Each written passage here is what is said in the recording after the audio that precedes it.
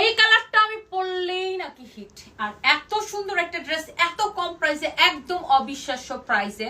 আর এই black colour আমি পরলেই hit, আসলেই হিট। এন্ড এই ড্রেসটা আমাদের এমনিতেই হিট। আমি এটার এই কালারটা পরে আপনাদেরকে ভিডিও দিয়েছিলাম, আপনারা নিশ্চয়ই দেখেছেন। এন্ড এইটার বাকি কালারগুলো এত সুন্দর।